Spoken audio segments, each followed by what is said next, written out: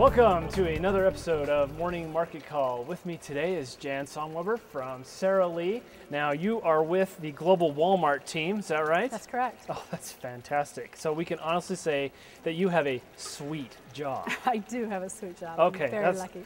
That's great. So what is it you actually do with Walmart? So I manage Sara Lee Corporation's global Walmart team. So we do a couple $1 billion worth of business with Walmart. And I manage all of our interaction, our business plan, our strategy, our resource alignments and such. So Walmart, one company, $2 billion, is that right? That's right. Wow.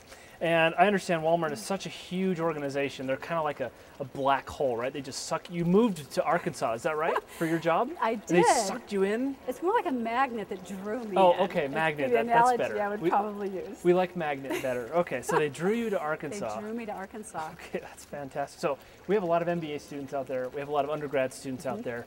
And we want to know what it is that we should look for in our jobs. What advice do you have for us? Oh, well, thanks for asking that. I guess one thing I would encourage students to think about is the impact of their career choice on their family lifestyle. So for example, if you end up in marketing or finance, you tend to travel less. In marketing, for example, as you progress through the organization, the agencies come to you, the meetings happen where you are, usually in the corporate office. Same thing for finance. Like Warren Buffett, everyone goes to they Nebraska. Go to him, that's right. If you're in sales, you go to the customer. And that's not a big deal when you start out because you have a small geography, but if you are successful and your geography expands and grows, pretty soon you're traveling a lot more than you might have realized. That's the one thing I didn't think about when I went into sales. I've had leadership roles in both sales and marketing. That's definitely I think something on the plus side for marketing if you don't want to have a high travel type of job. But you get at least good at travel, is that right? You do get very efficient at travel. I can in and out of pack airport for a week in a carry-on bag. So I understand you have a couple vignettes for us about ethical dilemmas that you wanted to share with our viewers. Well, it's kind of funny. I think one of my stories from starting out in the business, and I was probably 2 years in the business, and I was working with someone who is several years older and a level higher, and we were driving to lunch. And when I got off the tollway I was driving, the toll was 30 cents. And I threw in 60 cents. And he said, "What are you doing? It's 30 cents. It's a tip. I said, "Well, I know, but I didn't have any change this morning, so I ran it. It was not a staffed booth, so I'm making it even."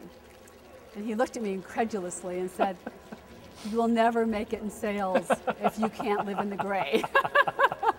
Oh, that's so great. I think back on that from time to time. All right, live in the gray. Got it, I'm writing it down. No, don't live in the gray, but okay. you can still succeed in sales. So, so that was interesting. I also had a phone call once from two people in one of our other offices that were having a debate.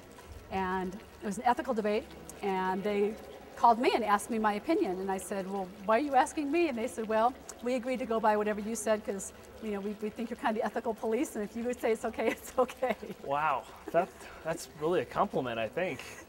I wasn't sure. I thought it was kind of funny, though. So I also know that the Marriott School is very interested in having more women join our ranks. That's very important. They're actually actively recruiting them. So what advice would you give to any women out there about becoming a business major and why you would encourage them? You can't say why you wouldn't encourage them. You have to tell them why you would encourage them. Absolutely encourage women to be business majors. And there's a lot of, women are trying to typically balance work and family. And I think the business environment these days is such that companies recognize and respect that. And you can move in and out of full-time and part-time positions, and companies often have flexible work hours and arrangements that allow you to have the right balance in your life. Wow, that's really good advice. And I know, at least for my class, if there's any single women out there, they have a very good ratio in most of our classes. So all of those are good reasons to join.